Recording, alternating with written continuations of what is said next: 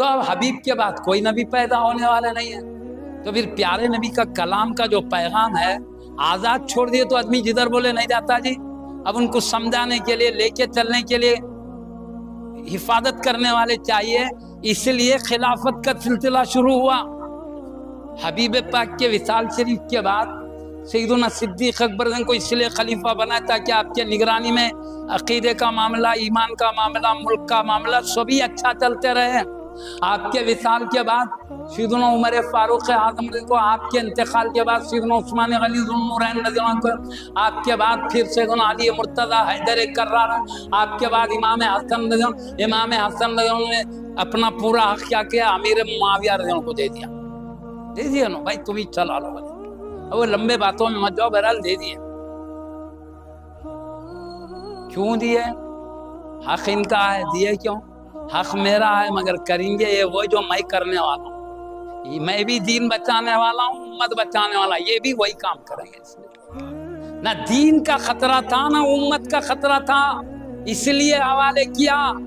اگر دین و امت کا خطرہ ہوتے تو جان کٹا دیتے مگر ہاتھ کو لگنے نہیں دیتے. یہاں یزید کا معاملہ الگ ہے. دین کا خطرہ تھا، امت کی تباہی تھی، تو بڑے بھائی نے حوالے کر دیا. ابا جان کے چھوٹے بھائی بیٹے کے حوالے نہیں کر رہے. کیوں؟ ابا جان کے معاملے میں یہ دین کا خطرہ ہے نا، وہاں امت کا خطرہ ہے.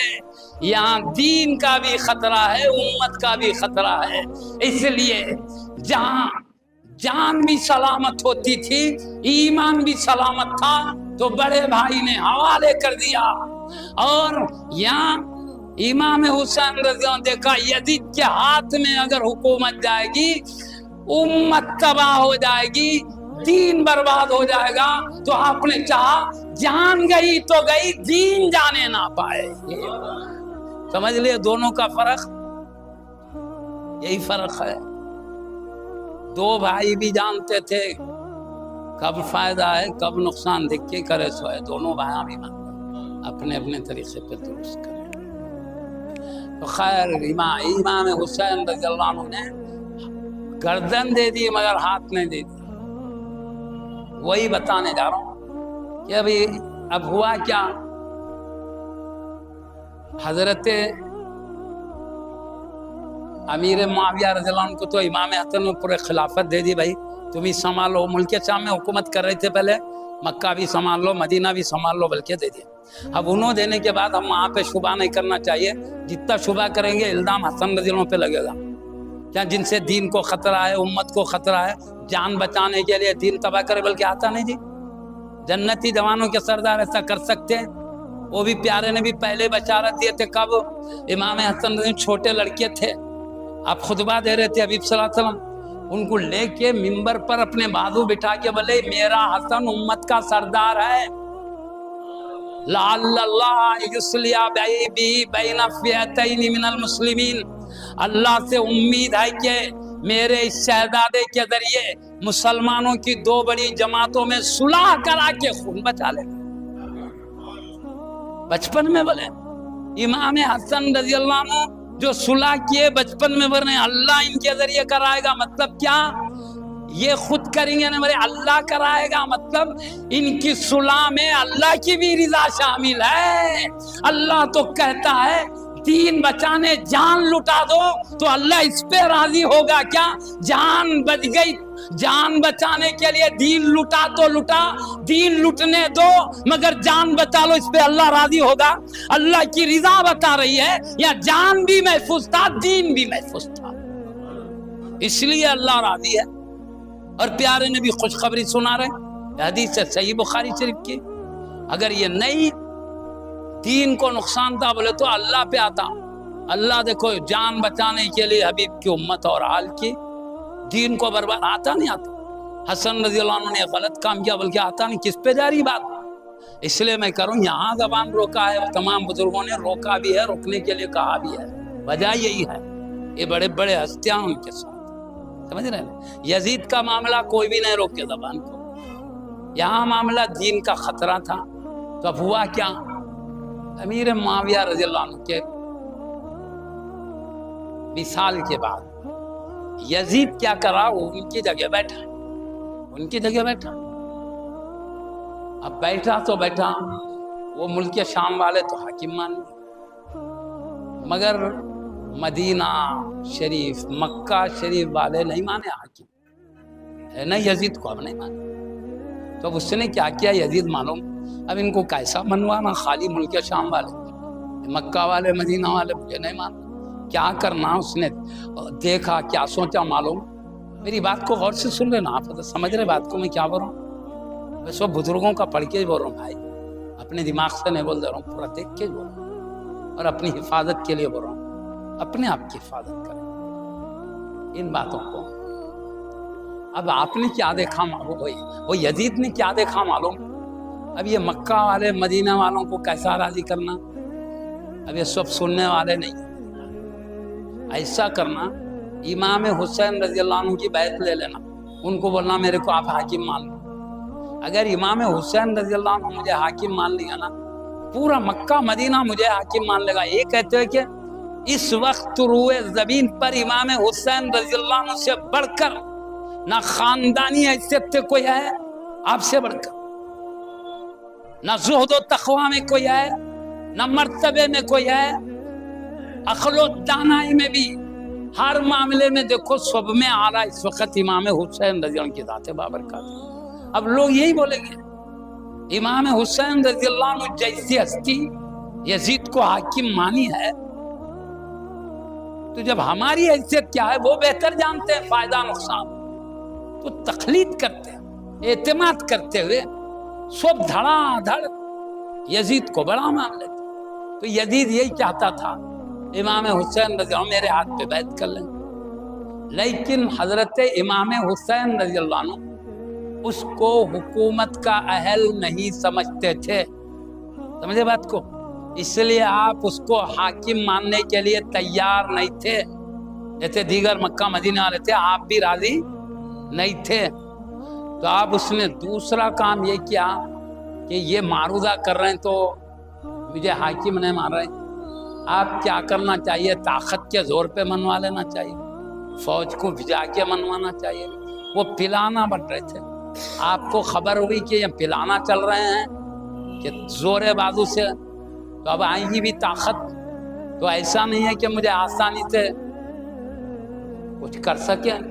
اس وقت مکے مدینے والے پورے امام حسین رضی اللہ عنہ کے چاہنے والے, بے پناہ محبت, اعلیٰ درجے کی محبت ہے. فطرت میں تو کہہ دیا نا, مومن کی فطرت میں اللہ نے اہل بیت کی محبت و ادب رکھا ہے.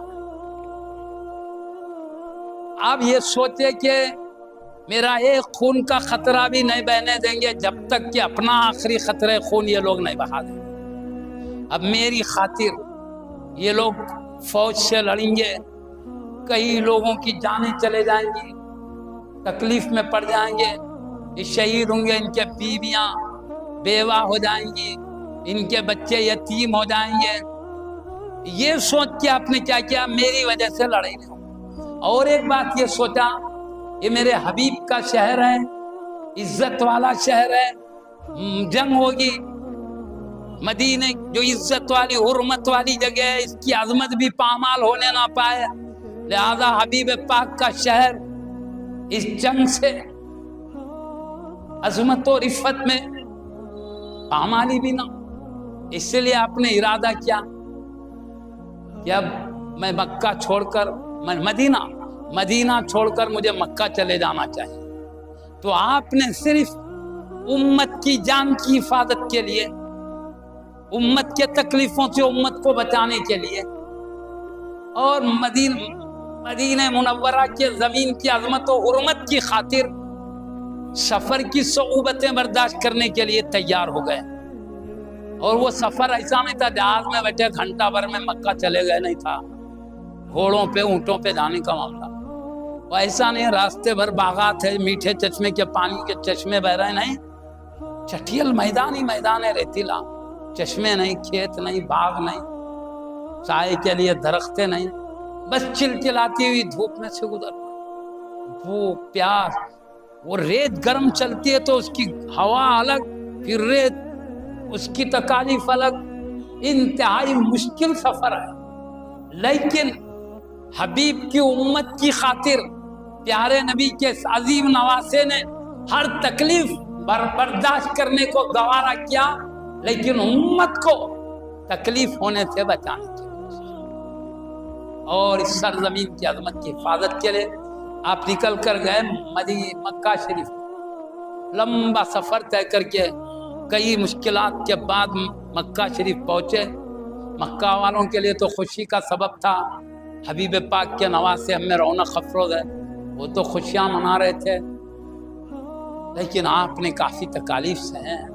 پھر اس کے بعد مکے میں پہنچنے کے بعد کوفہ والے الگ پلان کرے کہ بھئی یہ یزید حکومت کر رہا ہے، ہمارا دین برباد ہو جائے گا، ہمارا کوئی سمجھانے والا نہیں ہے اس وقت، ہم ایسا کریں گے، پلان بنائے، بڑے بڑے لوگ مل کر بنائے وہ پلان، ہم ایسا کریں گے، امام حسین رضی اللہ عنہ کو بلا کے ان سے دین سیکھیں گے۔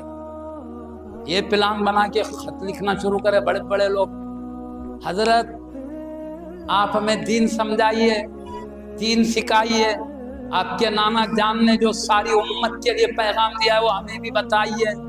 ابھی خط آنا شروع ہو گئے، تو اب مکہ شریف میں خط آ رہے ہیں کوفہ والوں کی طرف سے، آپ آ کے ہماری ہدایت کیجیے۔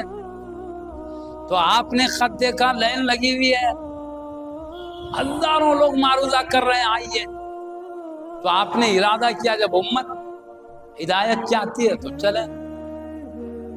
تو آپ مکے سے نکلنے کا ارادہ کیا، تو مکے میں بڑے بڑے درجے کے صحابہ تھے، ان کو ڈر ہوا کیونکہ آپ تشریف لے جائیں گے، کہیں یہ یزید فوجی طاقت کا استعمال کر کے سب کو ڈرا دھمکا کے الگ کر دیں گا، یہ مصیبت مشکلات میں ڈال کے پریشان نہ کر دیں۔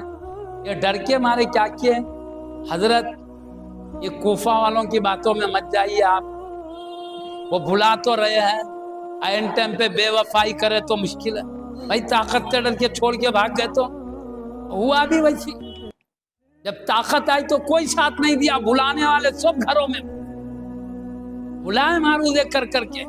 جب آفت آئی اہل بیت مصطفیٰ پہ، جب مصیبت آئی کوئی پوچھنے والا نہیں، انگلی کٹانے تیار نہیں، گھروں میں پورا کوفہ۔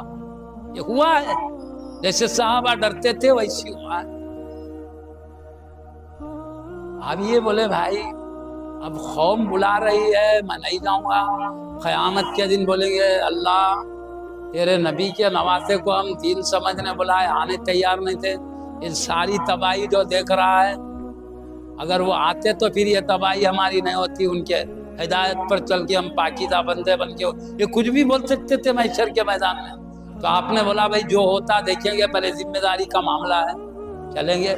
لیکن صحابہ کرام کو اطمینان دلانے کے لیے انہوں نے کیا کیا، ان کے جذبات صحیح ہے یا بلا کے دھوکے تو دینے والے نہیں ہیں، ان کا امتحان لینے کے لیے آپ نے اپنے چچیرے بھائی مسلم بن عقیل رضی اللہ عنہ کو بھیجا کوفہ، جا کے دیکھو یہ بلانے والوں کے جذبات کیا ہیں، کوئی دھوکہ تو نہیں ہے پیچھے۔ پہلے تو یہودیوں کی سازش بھی بہت چل رہی تھی، سیدنا عثمان غنی کو جو شہید کرنے کا، یہودیوں کی سازش سے تو بلا آئی تھی وہاں پر، نہیں معلوم کیونکہ پورے اسلام کے بزرگوں سے دشمنی تھی ان کو، کدھر سے بھی وہ نہیں چاہتے تھے کہ مسلمان سکون کرے، ان کو تکلیفیں رہے، سازش بھی ہو سکتی، بغیر ڈر تھا۔ تو مسلم بن عقیل رضی اللہ عنہ کو بھیجا، وہ بھی لمبا سفر طے کر کے گئے کئی مشکلات کے بعد، مکے سے کوفہ بھی یعنی مطلب 1 مہینے کی مسافت ہے، 1 مہینے کی مسافت ہے۔ اب اتنے تکالیف سہتے ہوئے آپ تشریف لے گئے، جانے کے بعد لوگ کیا کریں، مسلم بن عقیل رضی اللہ عنہ امام حسین کے چچیرے بھائی بلکہ کیا کریں، ان کے ہاتھ پر امام حسین کی غلامی کا عہد کرنے لگے، ہم آپ کے ہاتھ میں ہاتھ رکھ کے وعدہ کرتے ہیں امام حسین رضی اللہ عنہ کے زندگی بھر غلام بن کے زندگی گزاریں گے، جو شریعت کا حکم دیں گے ہم اس پہ چلیں گے، یہ معاہدے کریں۔ دیکھتے دیکھتے ہزاروں لوگ غلامی میں آ گئے۔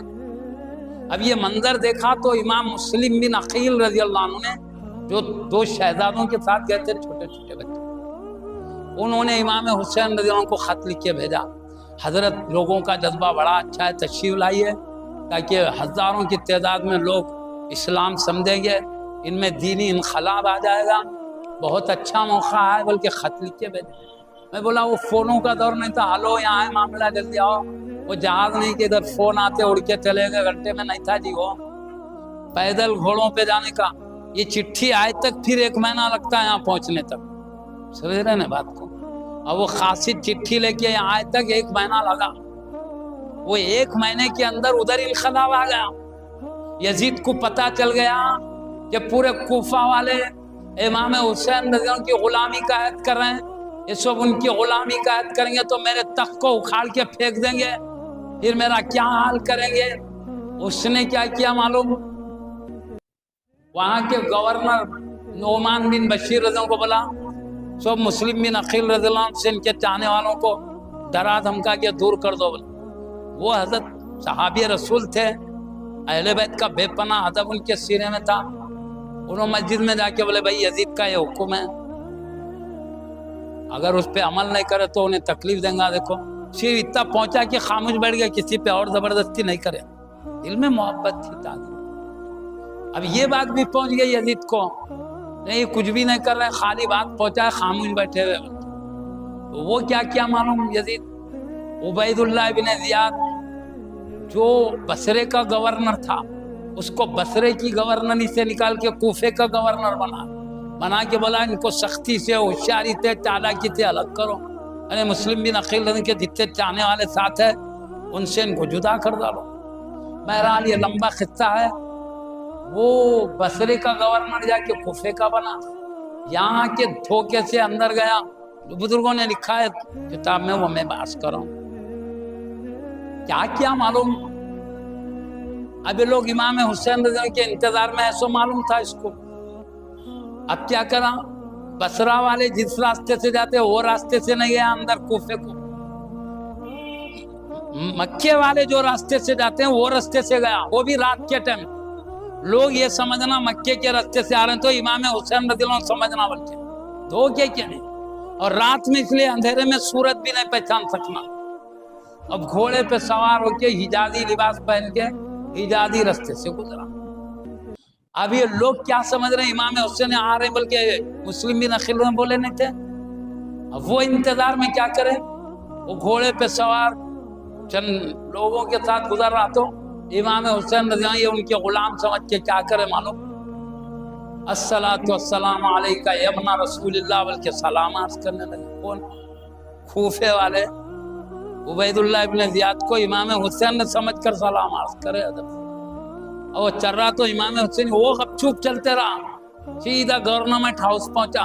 تو جب ان کو پتا چلا ارے یہ ظالم دھوکہ دے کے آیا، یزید کا وہ عبید اللہ ابن زیاد تھا، تو جب ان کو بڑی شرمندگی ہوئی تو استقبال کر رہے تھے، تو وہ آ کے کیا رات کا ٹائم تھا، خاموش بیٹھا، صبح بولا تم لوگ سب امام مسلم کا ساتھ چھوڑ دو، ورنہ تمہاری جان کو خطرہ ہے، تمہارا خاندان مشکلات میں پڑ جائے گا۔ وہ ڈرایا دھمکایا، کئی بڑے بڑے لیڈروں کو قید کر دیا گا۔ تفصیل کو اجمال کر رہا ہوں مختصر کلمات میں، کیونکہ اب ٹائم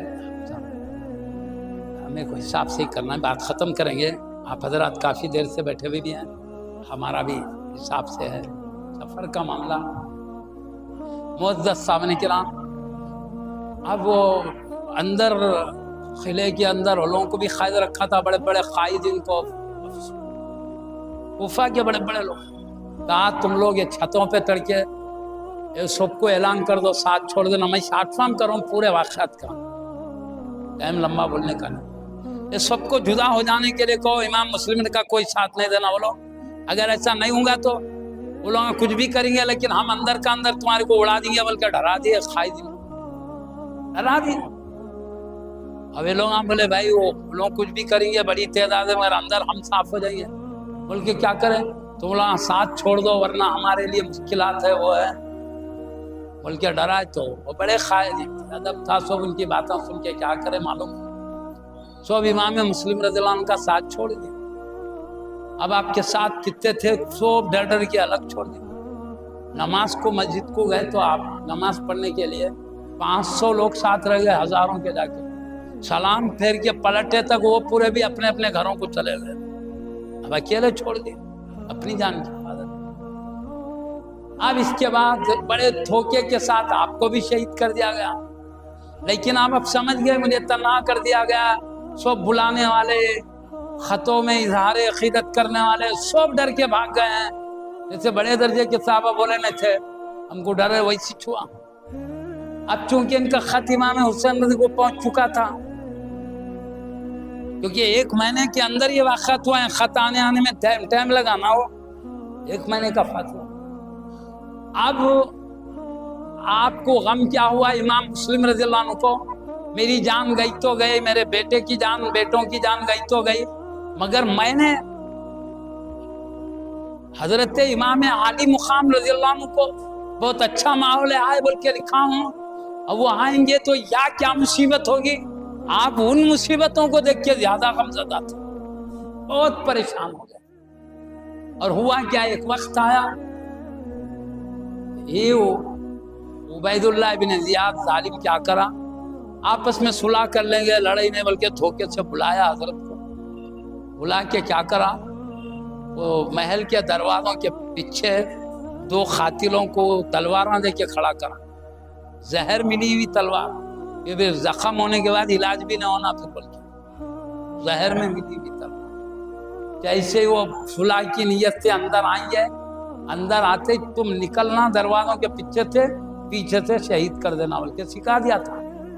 اب صلح کے نام پہ اندر گئے تو کیا ہے، پیچھے سے نکل کے آ کے آپ کو شہید کر دیا. اب کتابوں میں لکھا ہے جس دن آپ شہید ہوئے وہ 2 ذی الحجہ تھی، اسی دن امام حسین رضی اللہ مکے سے نکل چکے تھے قافلہ، کیونکہ وہ خط آیا نہیں تھا، نکل چکے. اب آپ آدھی دور پہنچے تو جب اطلاع آئی کہ آپ کے چچیرے بھائی کے ساتھ بے وفائی ہوئی ہے، سب ساتھ چھوڑ دیے ہیں طاقت سے ڈر کر اپنی جان بچانے کے لیے.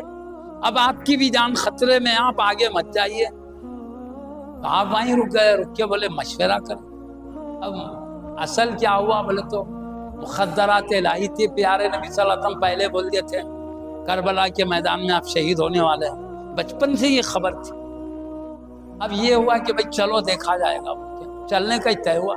لیکن آپ دیکھیں کہ یہ جو چلتے چلتے میرے خاندان میری خدمت کے لیے جو غلام آ گئے امت مصطفیٰ، اب وہ آئے تھے اہل بیت کی خدمت کریں گے بلکہ. اب ان کو بولے بھائی اب تک خدمت کی نیت سے تھے مگر اب جان خطرے میں ہے، اب خدمت نہیں جان پیش کرنا پڑے گا، اس لیے اب یہاں کا راستہ صحیح نہیں ہے، ڈینجر راستہ ہے، تم لوگ پورے اپنے اپنے گھروں کو چلے جاؤ. بولے جتنے بھی ساتھ ہوئے تھے کوئی بھی جانے تیار نہیں. تو آپ نے دیکھا ہو سکتا آنکھوں کے سامنے جانے حیا اور ہی سمجھ کے، رات کا ٹائم تھا، چراغ کو بجھا دیے، روشنی گم کر دیے، گل کر دیے.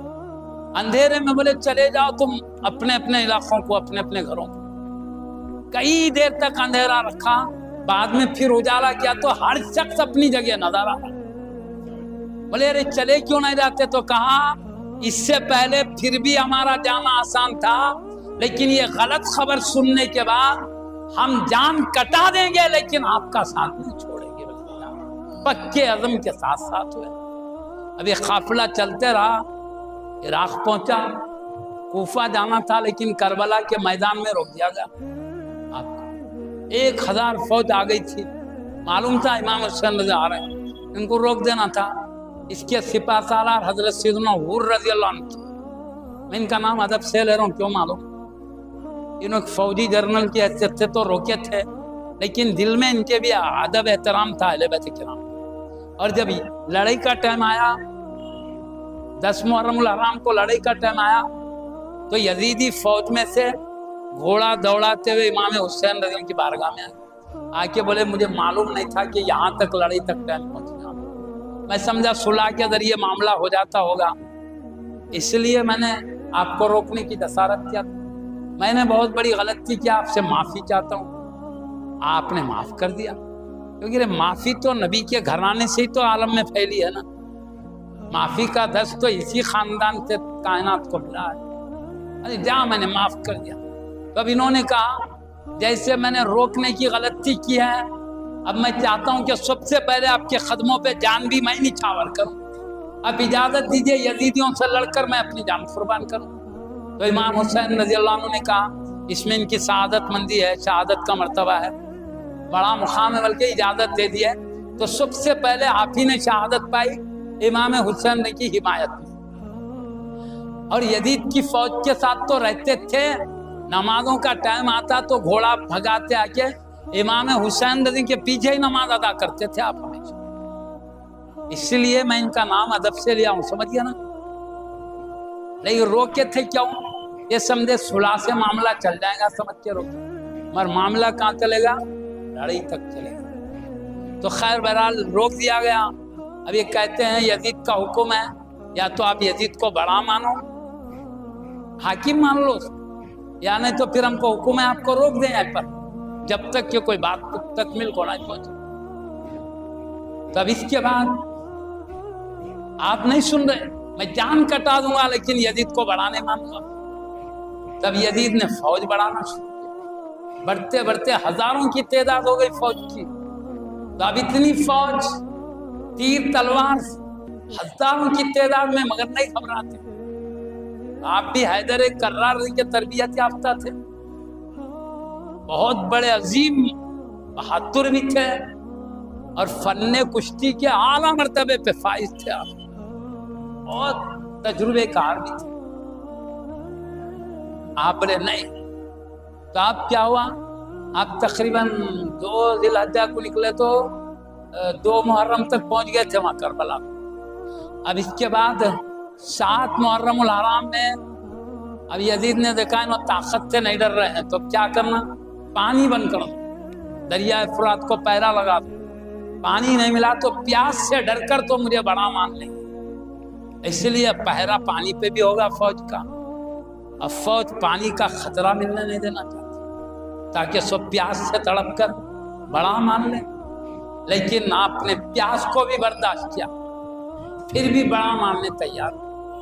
9 محرم الحرام ہے تو یزیدی لشکر میں ایک شخص نکل کر اعلان جنگ کیا, لڑنے کے لیے تیار ہو جاؤ. تو آپ اپنے خیمے سے نکل کر ظالموں, شہادت کا دن 9 محرم نہیں ہے, ہمارا شہادت کا دن 10 محرم الحرام. آج ہماری گردن نہیں کاٹی جا سکتی کیونکہ پیارے نبی 10 محرم الحرام کی خبر دیے تھے. اب 10 محرم الحرام آیا, سب سے پہلے آپ کے چاہنے والے شہید ہوتے رہے اجازت لے کر. پھر آپ کے خاندان کے شہزادگان, آپ کے ایک شہزادے سیدنا زین العابدین رضی اللہ عنہ, وہ بیمار تھے, بہت مشکل تھا ان کا لڑنا, اس لیے وہ مجبور تھے. وہ اس کے باوجود لڑنے کے لیے بے چین ہو رہے تھے. تو کہا بھائی تم لڑ کہاں سکتے, تو میرا چلنا پھرنا مشکل ہے, بیمار ہے. پھر کیا ہے, تمہارے سینے میں امانت رکھی ہوئی ہے, ہمارے پیارے نبی کی سیدنا علی مرتضیٰ رضی اللہ عنہ سے ہو کر ہمارے سینے میں جو شرعی طریقت کے معرفت کے جو علوم ہیں وہ تمہارے سینے میں ہے, وہ امت کو پہنچانا بھی ہے. پھر تمہارے سے ہماری نسل بھی بڑھنا ہے. اللہ نے کہی تمہارے برکات تمہارے ذات سے وابستہ کیا ہے, اللہ کی حکمت ہی ہے, اس لیے بیمار ہے, تم رک جاؤ. بہرحال باقی کئی خاندان کے عظیم ہستیاں شہید ہوئے. آخر میں امام حسین رضی اللہ عنہ بھی لڑتے ہوئے اپنی جان قربان کی. شمر لعیب نے اس وقت جب آپ کو تیروں کے اتنے نشان پڑ گئے, صرف چہرے پر 33 زخم آئے تھے کتابوں میں جو لکھا, جملہ بدن کے ملا کے 72 نشان پڑ گئے تھے تیروں کے. تیر کے کیوں پڑے؟ جب آپ جاتے میدان میں تو کسی یزیدی میں طاقت اور ہمت نہیں تھی کہ آپ کے قریب آ کر کوئی تلوار سے حملہ کرتا یا نیزے سے کوئی حملہ کرتا. اس لیے دور سے تیر چلا رہے تھے, وہی زخم تھے. کوئی قریب آتا تو جہنم میں چلا جاتا تھا, ایسا وار آپ کا ہوتا تھا. تو کسی میں ہمت نہیں ہو رہی تھی. وہ 72 زخموں سے جو خون رس رہا تھا, خون جب پورا ختم ہوا تو کمزوری کی وجہ سے آپ گھوڑے سے نیچے گر گئے. وہ بزدل اب یہ کمزوری کے وقت میں سینے پہ بیٹھ کے خنجر چلانا چاہتا تھا تو آپ نے کہا ظالم تجھے نہیں معلوم میں کس کا نواسا ہوں؟ کیا سیدہ فاطمۃ الزہرا رضی اللہ عنہ پیارے نبی کی لاڈلی بیٹی میری ماں نہیں ہے؟ کیا علی مرتضیٰ حیدر کرار میرے ابا جان نہیں ہے؟ کیا نبیوں کے سردار میرے نانا جان نہیں ہے؟ تجھے شرم نہیں آتی ہے؟ کیسے خاندان کے شخص کو تو شہید کرنا چاہتا ہے؟ پھر بتا میں نے تیرا کیا جرم کیا ہے، کیا نقصان کیا تھا جو اتنی فوج لے کر ہمارے خلاف آئے؟ بہت نصیحت کی، لیکن یہ شمر ڈعین ماننے تیار نہیں تھا۔ بس شہید کرنے کا ارادہ تھا تو کہا ٹھیک ہے شہید کر لے، مگر مجھے 2 رکعت نماز تو پڑھ لینے دے بولے۔ کیوں؟ وہ ظہر کا ٹائم جمعہ کا ٹائم تھا۔ اب پوچھے کیا دن ہے تو اس نے کہا جمعہ ہے۔ اب نے یہ بھی کہا جمعہ میں پورے خطیب صاحبان ساری دنیا میں ممبروں پہ ٹھہر کے میرے نانا جان کی عظمتیں بیان کر رہے ہیں، تو انہی کے نواسے کے ساتھ یہ سلوک کر رہا ہے، شہید کرنے دیکھتا ہے۔ تجھے آخرت کا ڈر نہیں ہے؟ مرنے کے بعد اللہ کی پکڑ میں آئے گا، بچنے کا کوئی راستہ نہیں ملے گا، کیا یہ ڈر نہیں؟ خوب ڈراتے رہے، نہیں ڈرا، دل سیاہ ہو گیا، سنگ دل تھا۔ کہا نماز تو پڑھنے دے، تو کیونکہ جمعہ کی نماز بغیر جماعت کے تو نہیں ہوتی، اب اس کا بدل نہیں پڑتے کہ تو ظہر پڑھنا، اور کربلا کے میدان میں آپ کی حیثیت مسافر کی طرح تھی، اور مسافر کے لیے 2 رکعت ہی ہے، اس لیے وہ ظہر کے 2 رکعت پڑھنے کا آپ نے کہا مجھے 2 رکعت پڑھ لینے دے، کہا پڑھ لو، لیکن ابھی 1 رکعت پڑھ کے دوسری رکعت ادا کر رہے تھے، سجدے کی حالت میں تھے، یہ ظالم نے سجدے کی حالت میں آپ کو شہید کر دیا۔ آپ اللہ کی عبادت کرتے کرتے دین پاک کی حفاظت کے لیے، امت کے دین بچانے کے لیے آپ یہ شہادت کا مرتبہ پاتے ہیں۔ یہاں سے روح نکلی اپنے پیارے ابا امی جان سے ہوتے ہوئے، حبیب پاک کی دربار سے ہوتے ہوئے سیدھا عرش الہی کو۔ اللہ کہتا ہے، پیارے نبی فرماتے ہیں شہید جنت کے جس درخت پہ چاہے پہنچتے، جس نہر پہ چاہے پہنچتے، سبز رنگ کے پرندے کی شکل کا بدن، روح ان کے اس بدن میں رکھی جاتی ہے، اب اس سے جنت کی نعمتوں سے فائدہ اٹھاتے ہیں، عرش کے نیچے نور کی خندلوں میں بسیرا کیا کرتے ہیں، ان کی روح نکلی سیدھے عرش الہی تک گئی۔ لیکن آپ نے اپنے خاندان کو لٹایا، اپنے غلاموں کو لٹایا، خود اپنی جان نچھاور کی صرف ہمارے خاطر، تاکہ ہمارا دین سلامت رہے، یزید کہیں ہمارے دین کو برباد نہ کر دے، تاکہ ہمارا اسلام سلامت رہے، ہم مرنے کے بعد اچھی زندگی پا سکیں، ہماری دنیا اور آخرت بہتر ہو۔ ہماری خاطر یہ سب کچھ انہوں نے کیا ہے۔ معزز سامعین کرام، ہم جو کچھ آپ کی خدمت میں نذران عقیدت پیش کرتے ہیں بالکل معمولی ہے، ایسا حق ہے ادا نہیں کر سکتے، جو کچھ کر رہے ہیں ایک سعادت مندی ہے، لیکن معزز سامعین کرام، امام حسین نے شریعت کی حفاظت کے لیے سب کچھ قربانیاں دی ہے، ان کی قربانی کے جذبات کو تو دیکھتے ہوئے ہم شریعت کی پاسداری کریں، شریعت کا اکرام کریں، شریعت کے قانون پر عمل بھی کریں، شریعت کی حفاظت کی کوشش بھی کرتے رہیں، خصوصاً ایسی حالت میں بھی آپ نماز نہیں چھوڑا ہے، سارا بدن خون میں لہولہان ہے، پھر بھی نماز کو جانے نہیں دیے۔ کم سے کم ہم ٹھنڈے پنکھوں کی چھاؤں میں تو نماز ادا کرنے والے ہوں، تاکہ امام حسین رضی اللہ عنہ ہماری ان اطاعتوں عبادتوں کو دیکھ کر خوش ہو۔ ہمارے لیے ہر وہ لمحہ عید کا لمحہ ہے جس دن ہم سے امام حسین، جس لمحہ ہم سے ہمارے رسول خوش ہو جائیں، جس لمحہ ہم سے ہمارا رب راضی ہو جائے، وہ لمحہ عید کا لمحہ ہے، کہ 2 ہی عید نہیں ہے، جس لمحے میں اللہ و رسول، نبی کے اہل بیت اور لاڈلے خوش ہو جائیں، ہر لمحہ ہماری عید کا لمحہ ہے۔ اس محفل سے اٹھتے اٹھتے ہم وہ حوصلے لے کے اٹھے کہ دین کی حفاظت کے لیے مشکلات آتے ہیں تو برداشت کرتے، لیکن دین کو تباہ ہونے نہیں دیں، اور دین پاک پر عمل کرتے ہوئے ہم دنیا میں بھیجے جانے کے مقصد کو سلامت رکھیں گے۔ پاک پروردگار تیرے حبیب تیری اور تیرے حبیب کی، تیرے حبیب صلی اللہ علیہ وسلم کے تمام خلفاء راشدین کرام، اہل بیت اعظام، صحابہ کرام، اولیاء اللہ کی اعلیٰ درجے کی محبت و عظمت کے چراغ سے ہمارے دلوں کو منور و روشن فرما دے، بلکہ ہر ایک مومن کا احترام ہمارے دلوں میں دے دے، محبت دے دے، سب پیار چاہت محبت کے ساتھ زندگی گزارتے رہے۔ اے پاک پروردگار، حسنین کریمین رضی اللہ عنہ کے صدقے میں ایمان پر ثابت قدم عطا فرما، ایمان کے ساتھ خاتمہ نصیب فرما۔